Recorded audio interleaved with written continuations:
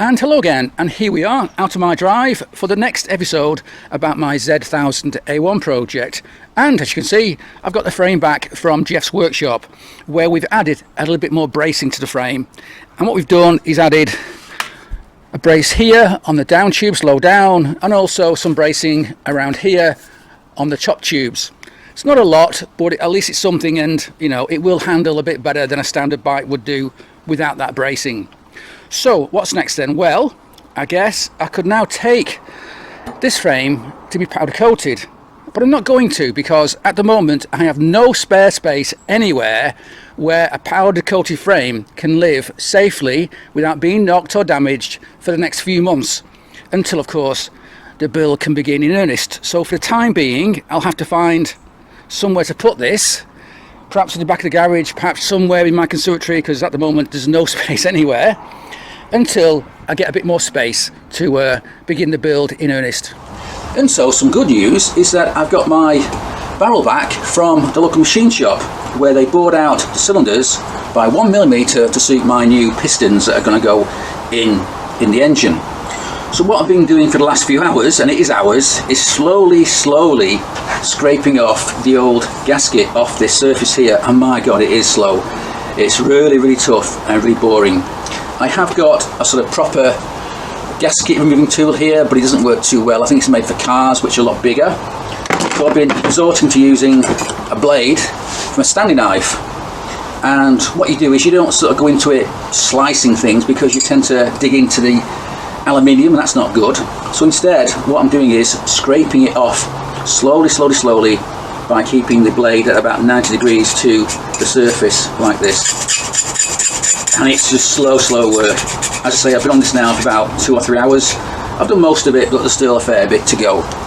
So yeah, we'll get there in the end. If anybody knows a better way of removing old gaskets from motorbike services, I'd love to hear it, because I don't know it. You can buy some spray aerosol cans that are supposed to soften up old gasket material, but I found they don't work too well with these old motorcycle gaskets. Maybe they work on paper gaskets, I'm not sure, but not on these anyway.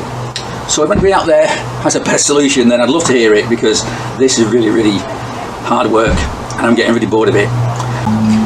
Yes, that's good. And there is also something else good that's happened recently, which is that I've got my cylinder head back from Jeff the welder, and it's now fully repaired, and he's done a fantastic job. He really has. So if you remember, in the last episode I found out that somebody had probably dropped my immaculate cylinder head when it was at the machine shop being worked on. Didn't tell me, just wrapped it up in bubble wrap. I never thought to check it on the day I collected the part.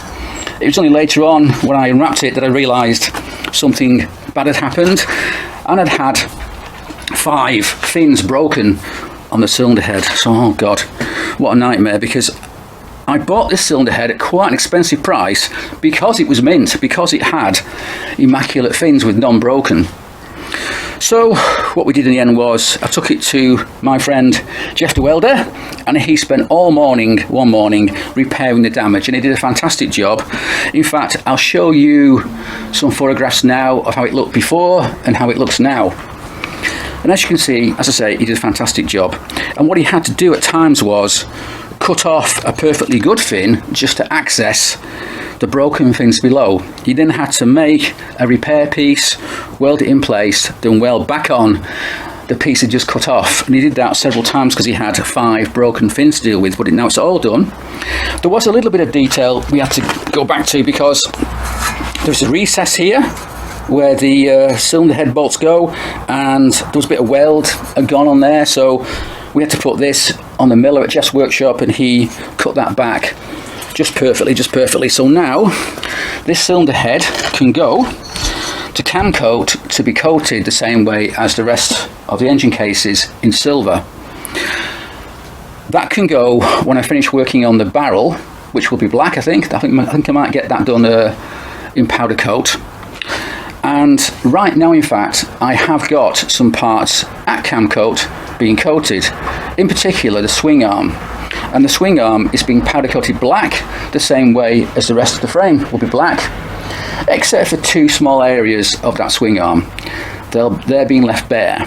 And those areas are the areas where the wheel adjusters go, because if you powder coat that area on the swing arm, when the wheel adjusters are tight and you're sort of adjusting the chain tension, the powder coat won't last long, it'll get scratched to hell. So I've asked them to cover up, tape up that area and not to powder coat it. And then all I've got to do is keep on top of that area with a bit of a polish, a bit of Autosol, and it should all be good. It should all be good. So Camco have about a 2 or 3 week turnaround for those parts. I left it with them last week, so in a week or two I'll get a phone call to go and collect it. When I collect it, I will take these parts for the next series of coatings. And I'm doing that because it helps spread out the cost, because this stuff is not cheap to get coated. In fact, I'm pointing down here because the engine cases are down here all wrapped up in bubble wrap. So to get the engine cases done and the various things like a cam cover, sump cover and so on, that's close on £500. So I expect to get the cylinder head done, might be £200, something like that, whereas the barrel's a bit easier, maybe about £100, £150. The reason being because you're paying for the labour of carefully taping up the areas that you don't want to be coated. And obviously a cylinder head's quite a complicated shape, it takes a lot of time to do that.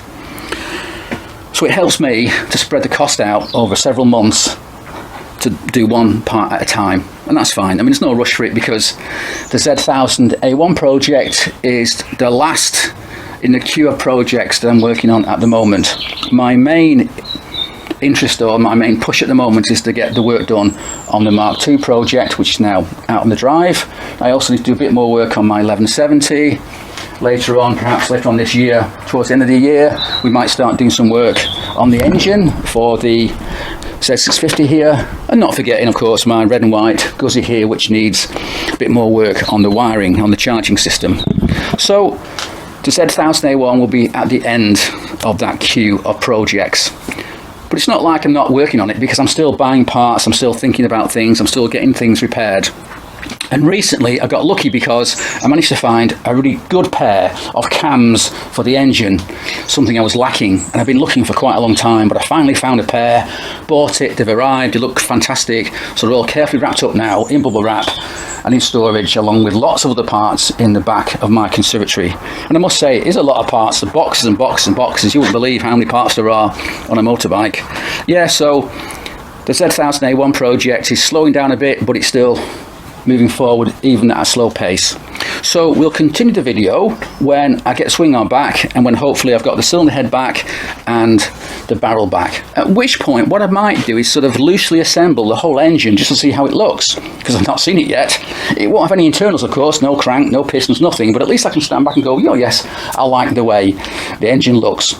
Because I've even got all the covers for it. I've got the polish covers, I've got the clutch cover, points cover and so on, alternator cover, got it all brand new, ready to go on the engine. So it'll be quite interesting to see how that all looks, all assembled together, even though it'll only be for a few minutes just to see, oh yes, I like that, and then it'll all be disassembled and wrapped in bubble wrap again and left in a corner until the final engine build can begin.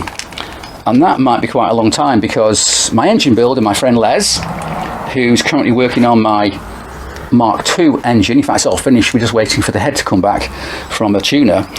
He's currently not very well, he's been in hospital for a few weeks. Hopefully he'll be getting home soon and you know, getting well and getting back to his working on his bikes, and my bike in particular. And so by the time Les is seeing this video, he may well actually be home and recuperating from his illness.